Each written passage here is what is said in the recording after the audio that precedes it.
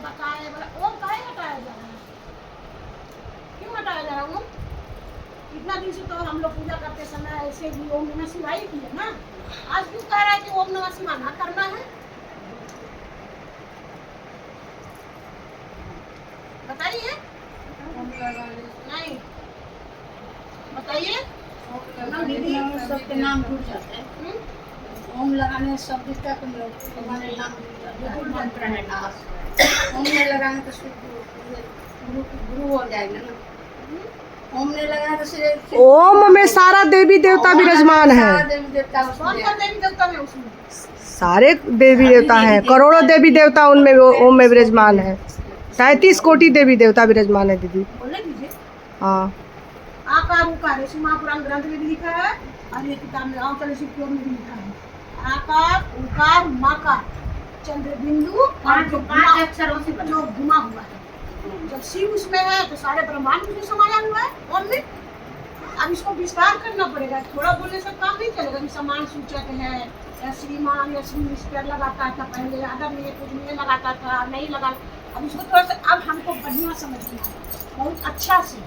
पहले लगता था कि समान सूचक ही है, सबके साथ में ओम लगा, तीसरे में लगा। प्रतिभा दीदी को भी बहुत समझाकर समझ रहे हैं, तब पूरा बढ़िया से इसको व्याख्या करके समझिए ना। आकार उकार मकार चंद्र बिंदु और घुमा रहता है वो नाभ हो गया ना। समझ ओम लिख के भी बताया जाएगा, यदि नहीं समझेंगे तो कॉपी में लिख के बताया जाएगा। ओम आकार का मतलब क्या हो गया? ब्रह्मा जो सृष्टि रचते हैं। उकार का मतलब क्या हो गया? विष्णु भगवान जो पालनहार करते हैं। माकार का मतलब क्या हो? महेश्वर। रीता दीदी को दे दो। रुद्र हो गए, महेश्वर हो गए। माकार का मतलब हो गया आकार उकार माकार तो सृष्टि रचना और पालनहार और लास्ट में लय अपने में समाहित। और चंद्र बिंदु हो गए माता रानी शक्ति और जो घुमा हुआ है वो शिव हो गए, नाग हो गए शिव। एक गाता भी है राग पड़वाल दीदी, शिवी नाग में कैसे करते हो ना शिवी नाग है वो गाते हैं। तो ये ओम अगर लगाते हैं ओम नमः शिवाय तो ब्रह्मा जी, विष्णु जी, शंकर जी, शिव जी, रुद्र जी, माता जी जितने होंगे वो सारे को प्रणाम जाएगा ना। क्योंकि ओम पहले कर रहे हैं हमारा, ओम में सारे देवता देवी बसे हैं, सबको ये तो सबको प्रणाम जाएगा। तब ना लास्ट में फिर नमः शिवाय है। तो सबको प्रणाम जाने के बाद नमः शिवाय मेरे गुरु को प्रणाम जाएगा। तो सबको प्रणाम जाएगा कि नहीं जाएगा, हम पूजा बढ़िया से किए हैं कि नहीं किए, क्षमता है कि नहीं है, प्रणाम पहुँचेगा कि नहीं पहुँचेगा। तो इसी में हम ओम में ही अटक जाएंगे, हमको गुरु के पास पहुँच नहीं पाएंगे। लास्ट में जाएगा घूमते घामते। तो लास्ट में कैसे जाएगा? उतना क्षमता रहेगा सबके पास प्रणाम पहुँचेगा तब ना। उतना क्षमता हमारे अंदर नहीं है। सबको प्रणाम पहुँचते पहुँचते हमको गुरु के बाद में जाएगा, बहुत देर लग जाएगा, प्राण निकल जाए, हम रहे ना रहे। यही बात है। नमः शिवाय अब रह गया, ओम को हटा देना है। नमः शिवाय ये एक अपनापन है। नमः शिवाय जब हम गुरु का करेंगे, गुरु को हम अपना माने। और गुरु को जब अपना माने हैं, जैसे मेरा बेटा है तो बेटे को, पति को श्री मिस्टर बुलाते हैं नहीं, बेटा का नाम लेकर बुला लेते हैं अच्छे से, मेरा अपना हो गया। तो गुरु को भी हम क्या करेंगे? नमः शिवाय से प्रणाम करेंगे, पंचाक्षर मंत्र से प्रणाम करेंगे तो डायरेक्ट मेरा गुरु को प्रणाम चला जाए, बाकी का सब किनारे हो गए। और गुरु को प्रणाम किए तो सारे देवता देवी के प्रणाम अपने आप चला जाएगा, अलग अलग से करने की जरूरत नहीं। ये समझ में आएगा। इसकी व्याख्या बहुत बड़ी था जो हम उतना अच्छा से समझ नहीं पा रहे थे। गुरु समझाया हमको ओम नमः शिवाय को पहले बढ़िया से समझ गए। तो गुरु सब समझाता है। गुरु के सानिध्य में बैठेंगे तो गुरु सब समझाता है। यहाँ पर तो बातें हो जाती है, जहाँ नहीं हो रही ये सब बातें वहाँ कौन पहुँचेगा दीदी? कौन पहुँचेगा वहाँ? जो हम लोग यहाँ सुनेंगे तब ना वहाँ बात को पहुँचाएंगे। गिरी पर्वत पर बैठल हो बाबा, वहाँ से संवादिया पठाए हो। गिरी पर्वत पर बैठे हैं मेरे बाबा गुरु, और वहाँ से क्या के संवाद पहुँचाए, 3 सूत्र का संवाद पहुँचाए है साहब भैया के माध्यम से। उनको चुना है, साहब भैया को चुना है और 3 सूत्र का संवाद पठा दिए। अब साहब भैया हमको आप तक पहुँचा दिए, पहुँचाए ना। तो क्या हमका आपका फर्ज नहीं बनता है कि जो यहाँ बातें होती है पुराने जगह पर तो और दीदी लोग के पास पहुँचाया जाए? किसने किसने सोचा कि थोड़ा जाके पहुंचाए तो वो लोग को नहीं जानकारी हो रहा, किताब नहीं पढ़ पाते हैं, शिष्यानुभूति नहीं पढ़ पाते, तो किसकी ड्यूटी है, किसकी दायित्व है? हमारा सबका दायित्व देखा जी जरा मेरा हमारा दायित्व नहीं, सबका नहीं, दायित्व है। काहे नहीं सोचते इस बात को? आप जितना बोलिएगा, आप जितना जाके समझाइएगा, गुरु उतना ही रस आपके अंदर भर देगा। ये समझिए बात।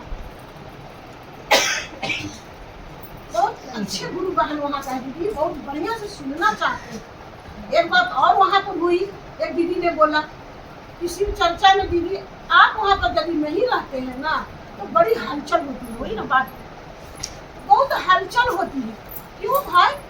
आप गुरु के लिए आते हैं, गुरु से डर से आते हैं कि देवी दीदी और पूना दीदी और आशा दीदी के डर से आप आते हैं?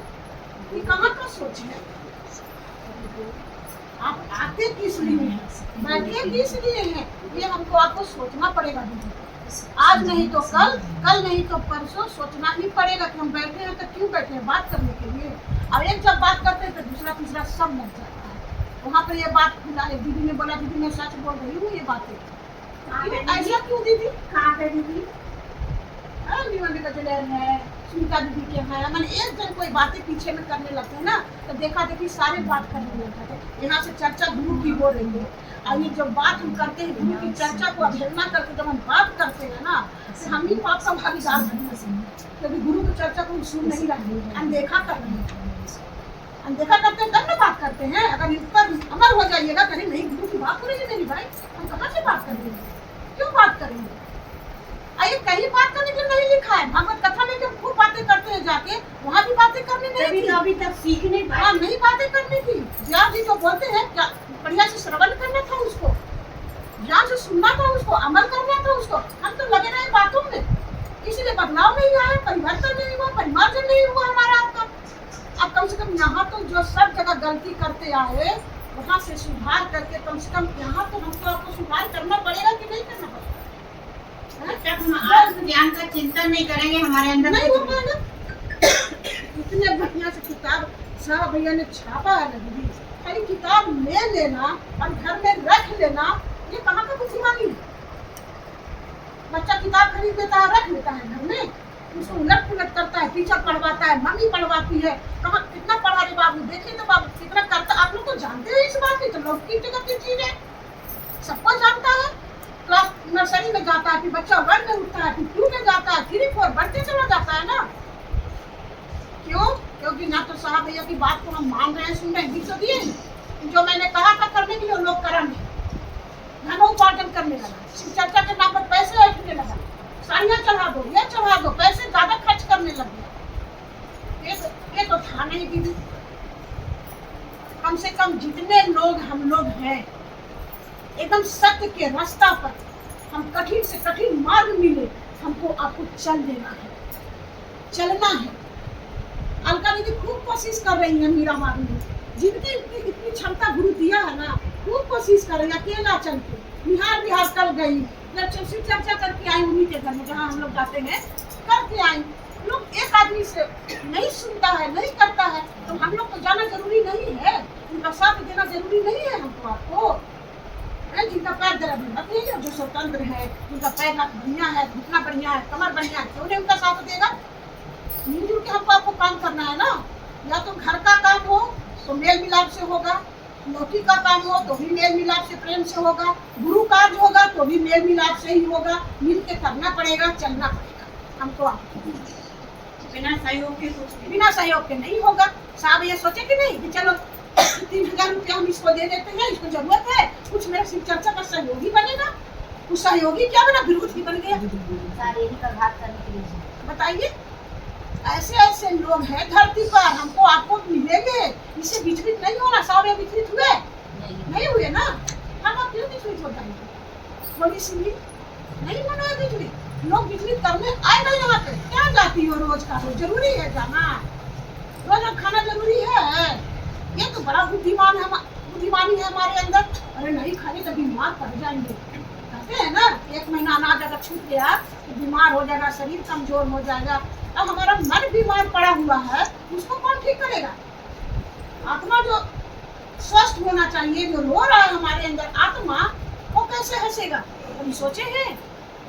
जो जलने वाला चीज है उसको तो बहुत अच्छे से सेवा कर रहे हैं, नहा के धो के साफ सुथरे कपड़े बहुत अच्छे से साबुन सर्फ फेशियल फेशियल क्रीम सब लगा रहे, तो जलने का चीज है। और जो सत्य है, जो हंसना चाहता है, जो बहुत दुखी में है, वो कैसे क्या होगा, उसका कैसे क्या होगा दीदी, कभी सोचे नहीं होगा। जो मिलने वाला है ईश्वर से, आत्मा परमात्मा के एक होने वाला है, वो कैसे होगा। आत्मज्ञान से दीदी, जब तक आत्मज्ञान नहीं आएगा। अब वो ज्ञान क्या है, ज्ञान से होगा ना, गुरु ज्ञान देते हैं, वो ज्ञान है क्या।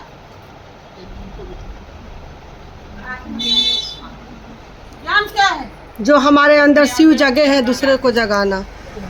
कहाँ से हम आए हैं, कहाँ हमें जाना है, किस रास्ते से जाना है, कांटों वाली रास्ते से जाना है कि फूलों वाली रास्ते से जाना है। मूल ज्ञान है यही कि समझ आ जाना है। शिव चर्चा क्या है, इसका समझ आ जाना मूल ज्ञान है। उस राह पे चलना भी जरूरी है दीदी, जरूरी है, नहीं चलेंगे तो ज्ञान उतरेगा कैसे। सत्संग विवेक न होई, राम के पास सुलभ है ना, सुलभ माने सुलभ माने अच्छा नाम, आसान सुलभ ना हो। कैसे, यहाँ नहीं बैठने से, पहले से सब चीज सुनते आ रहे हैं, हमारा हजारों हजार वर्ष पहले से सुनते आ रहे हैं, पीढ़ी दर पीढ़ी सब बातें होती आ रही है, हमारे अंदर नहीं बैठा। सत्संग में हम बैठ गए, सत्संग हमारे अंदर नहीं बैठा। शिव चर्चा में हम बैठ गए, शिव चर्चा हमारे अंदर नहीं बैठा, जो बैठना चाहिए था। तो अंतःकरण की शुद्धि होगी नहीं तो हम आगे बढ़े नहीं। और होई विवेक, अब सत्संग में आ गए, बैठ गए। अब बैठने के बाद क्या होगा, सुलभ क्या होगा, सुलभ न होई तो कह रहा हूँ, सुलभ क्या है, होई विवेक मोह भ्रम भागा। अगर विवेक थोड़ा हो जाएगा तो मेरा भ्रम दूर मोह और भ्रम दोनों भाग, मोह भ्रम भागा। तब रघुनाथ, शिव चाहे रघुनाथ कहिए शिव कहिए सब, तब रघुनाथ चरण अनुरागा। चरण दूर है, चरण बहुत दूर है। अनुराग का मतलब प्रेम होता है, प्रेम हो जाना, दया हो जाना, प्रेम हो जाना, उनसे लगाव हो जाना, अनुरागा। ये कैसे समझ में आएगा? प्रेम हैं? राग मतलब यहाँ वाला प्रेम क्षणिक, और अनुराग मतलब परलौकिक। हाँ, जो राग से तो हट नहीं बोल रहा है आपको, राग हटेगा तभी तो अनुराग होगा, राग द्वेष हटेगा तब ना अनुराग होगा। तभी उनका अनुग्रह हमारे कुछ मत सुनिए ना भाई, कबीर दास वाला वाणी सुन लीजिए। यहाँ का समझ अगर नहीं आ रहा है, इतना बढ़िया तो बोल बाल के भी नहीं समझ में आ रहा है बातें करके, तो उनका वाणी सुन लीजिए। सिया राम मैं सब जग जानू, मैं रोज सुनती हूँ इसको। अल्लाह बैठता है यहाँ पे ना, सच में परहित धर्म सरस नहीं भाई। बताइए, 100 बात का एक बात कह दिया। अब परहित क्या करेंगे कि पर अहित करने सोचते हम रहेंगे। तो अपने हित करने के लिए बैठे। अहित सोचते हैं पड़ोसिया के अहित हो जाए। सोमवार के लिए सब बातें हुई थी ना, बुआ दीदी की सुनाया गया था, जो आए होंगे सुने होंगे। परहित सरस धर्म में नहीं भाई, उसके जैसा परहित के जैसा धर्म कुछ है ही नहीं। तो रोटी को मांग रहा था तो खिला दो, अपना खाली हो सके तो दे दो, ये होती है बात। तो कहीं से कुछ तो ले लीजिए। साहब भैया बोले किसी आदमी से, ये वाला सिनेमा देखला है बाबू? नहीं देखे हैं। अरे ना तो सिनेमा देखला, ना सीने का पकड़ला, ना सीने में देखा, ना सीने का पकड़ा, तो किया क्या? सीने में देख लिया वो तो कम से कम, ना सीने को पकड़ा तो कुछ तो कीजिए दीदी। अध्यात्म में चलने के लिए, अपने आत्मा को खुश करने के लिए कुछ तो सोचिए, कुछ कीजिए, कुछ सोचिए, प्रेम कर लीजिए। नहीं प्रेम हो रहा है, बोल रहे हैं साहब भैया, सोचने में भी तुम्हारा कुछ जाता है। कल सुनाए ना लेकिन फिल्म में, तुम्हारा सोचने में भी कुछ जाता है कि शिव मेरा गुरु है, मैं तो बैठ जा, छोड़ दो, मैं तो दूसरा से चर्चा कर, छोड़ दो, जरूरत नहीं। एगो बोला कि टाइम ना हमको मिलता है भैया, क्या करें, न जाने का, न बैठने का, न किसी से बात करने का, हमको टाइम ना मिलता। आज हम लोग का भी यही शिकायत है, कि टाइम में नहीं है, पोता पोती बहुत सारे हैं, नहीं हो पाता है, तब भैया क्या दिए हैं आसान, कम से कम सोच ले कि शिव मेरा गुरु है। नहीं टाइम मिलता घरवा में तो लेटिन में तो आधा घंटा करने जाता होगा ना, 10 मिनट 15 मिनट आधा घंटा, वहाँ सोच ले बैठे बैठे कि वहाँ तो दुकान का हिसाब किताब करते रहता है बैठ बैठ के, करता भी होगा, कलयुग का आदमी है। अब किसको इतना दिया, मुनि क्या कर रहा था, ये क्या कर रहा था, वहाँ हो सकता है, फोन लेके भी जाते हैं। तो कम से कम वहाँ सोच लीजिए, बोले 1 महीना लगातार जो सोचेगा लेटिन में बैठ के सूट को किसी मेरा गुरु है, उसको शिष्या बनते देर नहीं। पूजा में भी तो सोच सकते, कोई और पूजा ना करो,